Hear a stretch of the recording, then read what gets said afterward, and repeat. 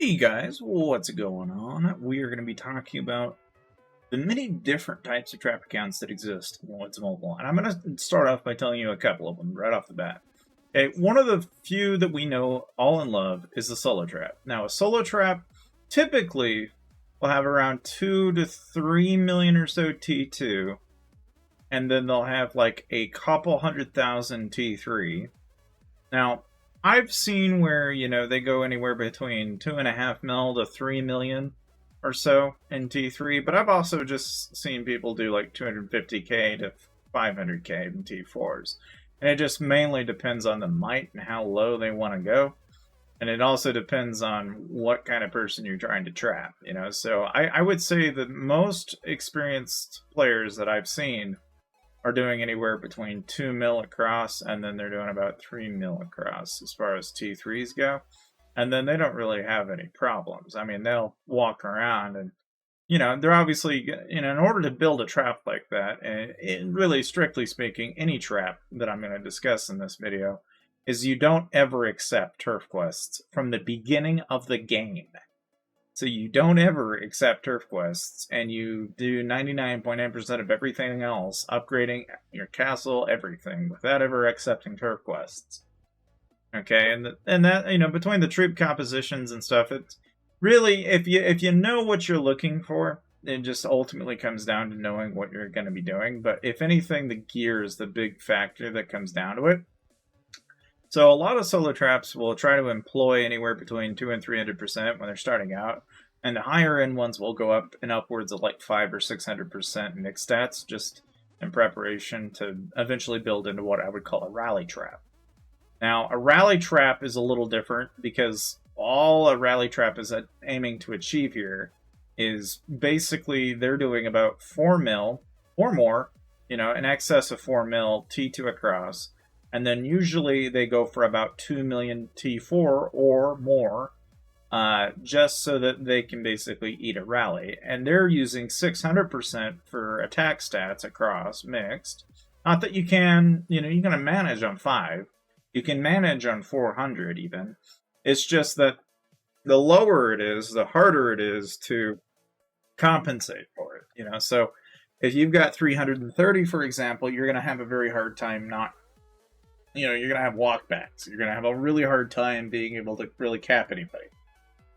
So this strategy really only employs, the idea in mind that you're really trying to work on your HP, making this as close to 250 to or more as possible, trying to be anywhere between 4 and 500%.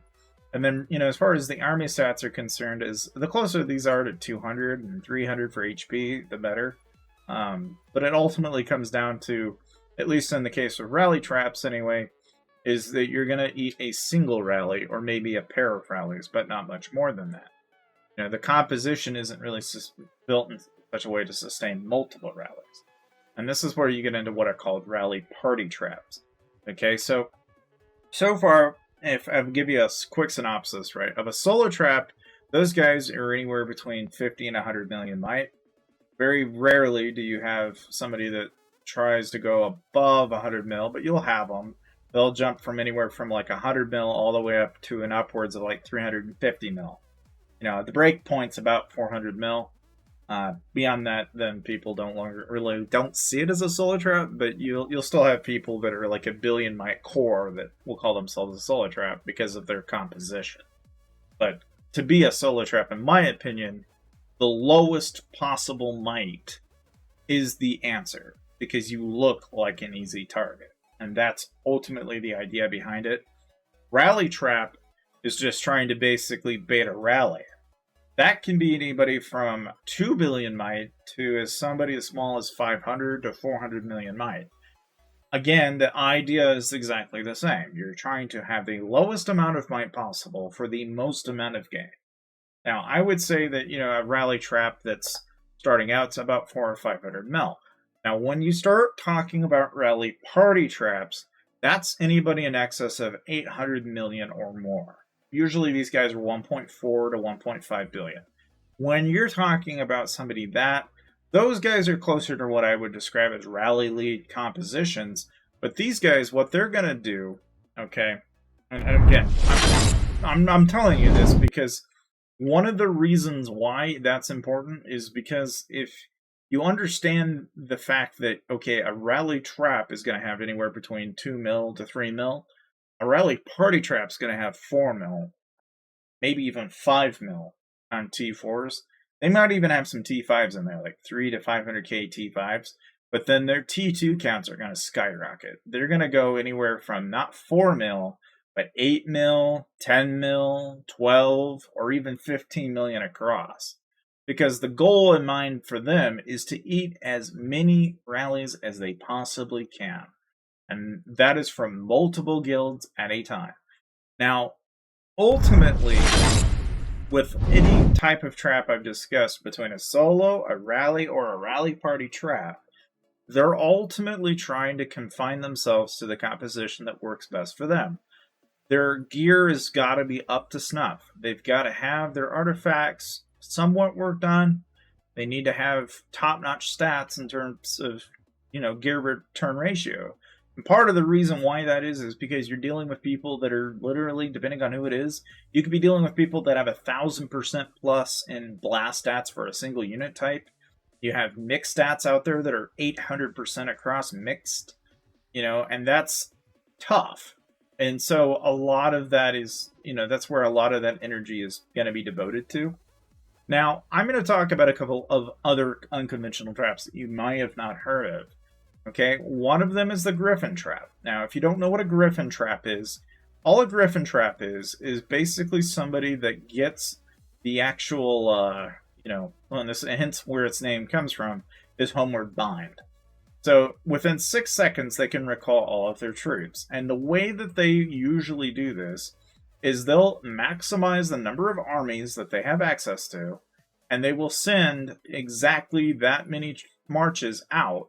So they'll usually send, for a 300k stack, they'll try to throw them onto, nearby castles, shielded castles usually.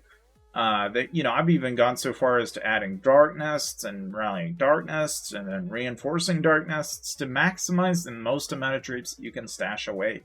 In fact, even with a 100% army size boost, people can get away with some pretty, just gnarly ass stuff when it comes to Griffin trapping. So it's a playable method.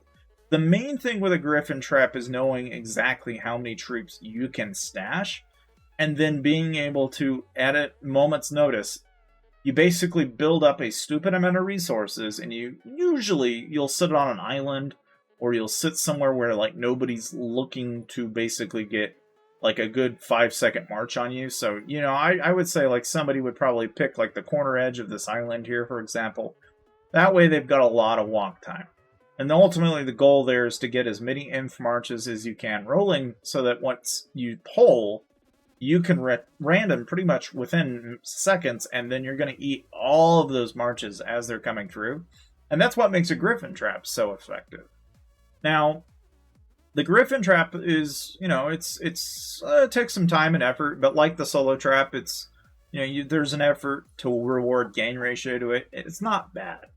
I would say typically the composition is usually take 300k times 8, so that's what, 2.4-ish million? Maybe more if you've got better army size boosts or gear or stats and so on and so forth. But that's roughly about how many troops that they have as they pull them all in. And of course, you don't necessarily have to do it that way as well. I've known people that abuse the fact that now the Sanctuary's got, 1.2 million or so that you can stash in there.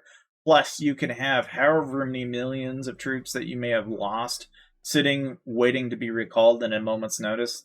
So I've seen that as well. And that's another way of pulling off effectively the same thing, but just a little bit better. But again, the Griffin trap, as far as a turn strategy goes, it's more of a one-time thing. Once you've done it, you can't really do it again. It's a 30-minute deal, so once you scare the living bejeebus out of somebody, you'll make a ton of might and kills. Probably kill more T4 or T5 doing that than you will any other strategy. Because even in solo trapping, you'll have a hard time. But Griffin traps, I've seen wiped out, and it's absolutely ridiculous. Now, Another type of trapping that you can do in this game is garrison trapping. Now, I was a big fan of garrison trapping for years. And really, the concept isn't all that complicated. So what you do is you basically get an alt or a friend, and what you do is you have them poured out somewhere by the base or something like that. The bait is really not much different. You just have somebody that's gathering resource-wise on that alt, or you can have them have a bunch of resources and not be anti-scattered. The idea in mind, though, is to get people to look at them as a free target. And then what you do is you basically get on your main or whatever account you're going to reinforce them from, and you're going to get some distance and send a march from a really long distance away. Now, you can approach that in two different ways.